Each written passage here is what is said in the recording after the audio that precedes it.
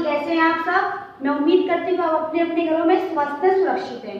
देखिए बच्चों, हम पढ़ रहे थे हमारा अष्टम पाठ पादपा हितकारिणः। पादपा हितकारिणी, पौधे जो होते हैं वो हमारे लिए कितने हितकारी होते हैं, जो पेड़ होते हैं वो हमारे लिए कितने लाभदायक है, हमें क्या क्या देते हैं और हमारे जीवन की सुरक्षा किस प्रकार करते हैं। तो इस चैप्टर को पढ़ने के बाद अब बारी आती है इसके व्याकरण बिंदु करने की, यानी जो सा ग्रामेटिकल पोर्शन है वो करने की। तो ग्रामेटिकल पोर्शन में जो फर्स्ट टॉपिक है बच्चों, वो है हमारा धातु का रूप। जो मैंने आपको धातु रूप पहले करवाए थे, उन धातु रूपों में मैंने आपको लट लकार करवाया था और लल लकार करवाया था।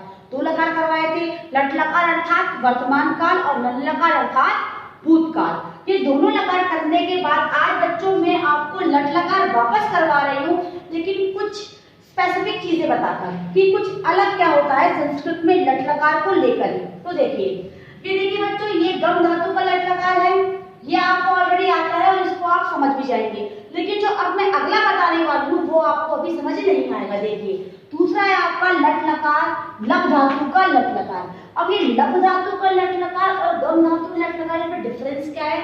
इन दोनों में डिफरेंस क्या है बच्चों? एक है परस्मैपदी और एक है आत्मनेपदी।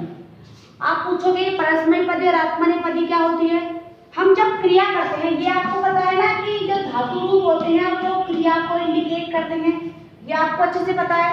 तो क्रिया जो होती है बच्चों, क्रिया को बहुत आधारों पर बांटा गया है। आपको पता है रचना के आधार पर क्रिया बांटते हैं, हम कर्म के आधार पर क्रिया बांटते हैं। तो जो मैं नेक्स्ट टॉपिक बोलने वाली हूँ कर्म के आधार पर, तो कर्म के आधार पर हम क्रिया को बांटते हैं दो भागों में। कौन कौन से भागों में? सकर्मक क्रिया और अकर्मक क्रिया। सकर्मक क्रिया क्या होती है और अकर्मक क्रिया क्या होती है बच्चों? सकर्मक क्रिया वो क्रिया होती है जब हम कर्म के साथ किसी सेंटेंस को लिखते हैं, और अकर्मक क्रिया वो क्रिया होती है जब हम कर्म के बिना किसी सेंटेंस को लिखते हैं। जैसे देखिए, मैं यहाँ लिखती हूँ राम खाना खाता है, ठीक है। अगर मैं यहाँ लिखूं राम खाता है, दो सेंटेंस मैंने आपके सामने लिखे। आप देखिए, पहला वाला जो है उसमें ये करता है आपका और ये आपकी क्रिया है, ये आपका करता है और ये आपकी क्रिया है। कर्ता और क्रिया दो चीजें हैं। लेकिन जब आपको कोई आपसे कहे कर्म की पहचान कैसे होती है, तो कर्म की पहचान करने के लिए दो जो वर्ड है वो कार्य में आपको आप लिखेंगे किसको या क्या। इन दोनों को क्रिया के साथ लगाकर आप क्वेश्चन पूछिए। यदि आपको इन दोनों में से किसी एक से भी आंसर मिल जाता है, यदि आपको उत्तर प्राप्त हो जाता है, तो वो जो शब्द है वो है हमारा कर्म। तो वो जब कर्म मिले तब क्रिया कौन सी हुई? सकर्मक। और जब कर्म ना मिले तब होती है क्रिया अकर्मक। जो सकर्मक क्रिया होती है उसे संस्कृत में हम परस्मैपदी कहते हैं। सकर्मक क्रिया को हम क्या कहते हैं? परस्मैपदी क्रिया। और जो अकर्मक क्रिया होती है बच्चों, उसे संस्कृत में कहते हैं आत्मनेपदी क्रिया। कौन सी क्रिया? आत्मनेपदी। अर्थात जो संस्कृत में कर्म के साथ क्रिया होगी उसे आप कहेंगे परस्मैपदी, और जो संस्कृत में कर्म से रहित क्रिया होगी उसे कहेंगे हम आत्मनेपदी। अब देखिए, यहाँ राम और यहाँ खाता, इस खाता के साथ आप प्रश्न कीजिए किसको खाता है, कर्ता भी जोड़ दीजिए, कोई दिक्कत नहीं है। राम किसको खाता है? खाने को। अगर आपको ये थोड़ा और लग रहा है तो आप एक क्या वर्ड जोड़ दीजिए, राम क्या खाता है? राम क्या खाता है?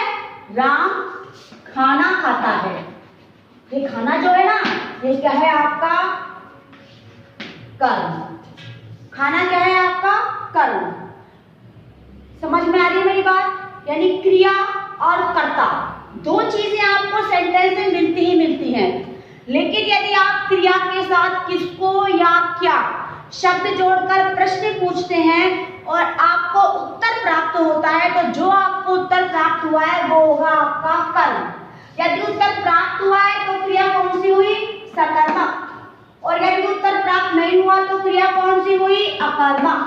ये बात समझ में आ गई। यदि सकर्मक क्रिया है तो धातु रूप कौन से चलेंगे? परस्मैपदी के। और यदि अकर्मक क्रिया धातु रूप कौन चलेंगे? आत्मनेपदी के। ये बात समझ में आ रही है मेरी आप लोगों को? अब देखिए बच्चों, सेकंड सेंटेंस जो हमने बनाया था, राम खाता है, राम लिखा हुआ है और खाता है लिखा हुआ है। राम करता और खाता है क्रिया। राम क्या खाता है? राम किसको खाता है? सेकंड सेंटेंस में आपको इसका उत्तर प्राप्त हुआ? नहीं हुआ। सेकंड सेंटेंस में आपने क्रिया के साथ प्रश्न पूछा, राम क्या खाता है या राम किसको खाता है, तो क्या आपको उत्तर प्राप्त हुआ? नहीं हुआ ना। इसका मतलब वो क्रिया कौन सी हुई? अकर्मक क्रिया। और अकर्मक क्रिया को संस्कृत में क्या कहते हैं? आत्मनेपदम या आत्मनेपदी। से एक ही बात है। सकर्मक क्रिया को कहते हैं परस्मैपदी या परस्मैपदम। ये बात क्लियर हुई।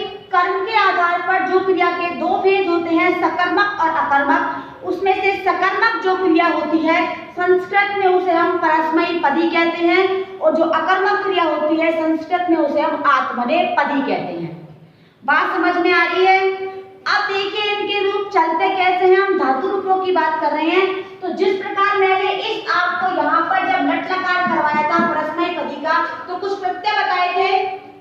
सेम वही प्रोसीजर बच्चों आत्मनेपदी के भी साथ होता है। यानी जिस प्रकार परस्मैपदी के प्रत्ययों में हम धातु कनेक्ट करते जाते हैं, धातु रूप बनते जाती हैं, उसी प्रकार आत्मनेपदी में भी क्या करना होता है आपको? आत्मनेपदी में भी आपको प्रत्ययों के साथ धातु को जोड़ना होता है। ये धातुएं कब काम आती हैं? जब आपकी क्रिया हो अकर्मक। बात समझ में आ रही है? ये जो आपकी धातु रूप हैं, ये कब काम आएंगे? जब आपकी क्रिया अकर्मक होगी तब ये काम होंगे, तब ये आत्मनेपदी प्रयोग में ली जाएगी। लेकिन जब आपकी धातु या आपकी क्रिया सकर्मक होगी तब ये परस्मैपदी के धातु प्रयोग में लिए जाएंगे। बात क्लियर हुई? अब देखिए इसके प्रत्यय थे ती, अतः, अंति, सी, अतः, अथ, आमी, आवह, आमह। क्लियर? यहाँ पर आपने गच्छ लिखा, यहाँ पर आप चलती, चलत, चलंती, चलसी, चलत है, चलत, चलामी, चलावह, चलामह लिखते तो चलता। ठीक है ना? पठती, पठते, पठंती, पठसी, पठते, पठत, पठामी, पठावह, पठामे, नयति, नयत, नयंती, नयसी, नयत, नयत, नयामी, नयावह, नयामे। बात समझ में आ रही है? जिस प्रकार आपने परस्मैपदी के रूप बनाए हैं, वैसे अब हम आत्मनेपदी के रूप बनाएंगे। अब देखिए आत्मनेपदी के रूप में प्रत्यय देखते हैं। देखिए ते, एते, अंते। ते, एते, अंते। धातु है आपकी लब।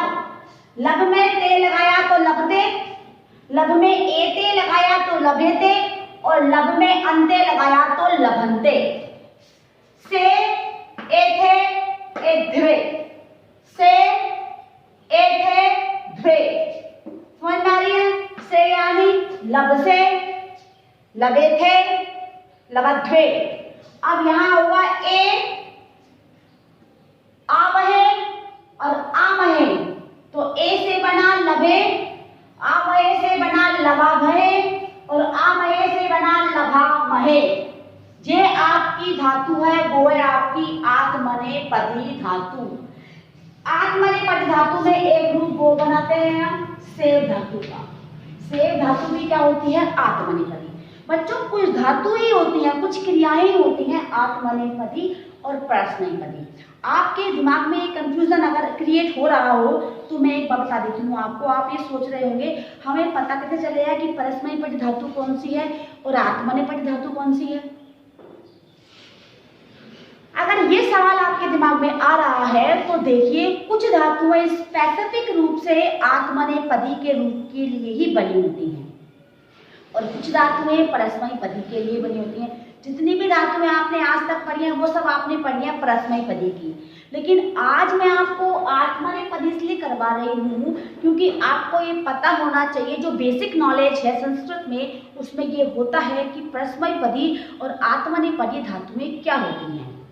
परस्मैपदी पदी जो धातु होती हैं वो सब बच्चों लगती हैं जहाँ कर्म होता है वहाँ पर, और आत्मनेपदी धातुएं वहाँ लगती हैं जहाँ पर कर्म नहीं होता वहाँ पर। अब जैसे मैंने आपको ये लघु धातु करवाए, वैसे हम सेव धातु करें तो सेवते, सेवेते, सेवन्ते, सेवते, सेवेते, सेवन्ते, सेवसे, सेवेथे, सेव्वे, सेवसे, सेवेथे, सेवध्वे, सेवे, सेवावहे, सेवामहे, सेवे, सेवावहे, सेवामहे। अर्थात आपको ये पता होना चाहिए कि जो आत्मनेपदी है वो धातु कौन सी है। स्पेशली इंडिकेशन होता है कि ये धातु आत्मनेपदी है और इसके रूप आपको इस प्रकार बनाने हैं, और यहाँ लिखा होता है कि ये धातु परस्मैपदी है और इसके रूप आपको इस प्रकार बनाने हैं। हमने दोनों के ही लट लकार का प्रयोग किया है यहाँ पर। लट लकार अर्थात वर्तमान काल, वर्तमान काल अर्थात प्रेजेंट टेंस, जिसे आप प्रेजेंट टेंस कहते हैं।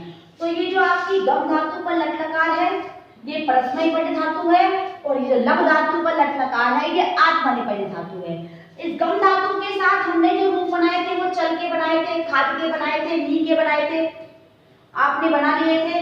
मैंने जब आपको रिवाइज करवाती हूँ तो मेरे साथ साथ आप रिवाइज करेंगे तभी आपको समझ में आएंगी चीजें।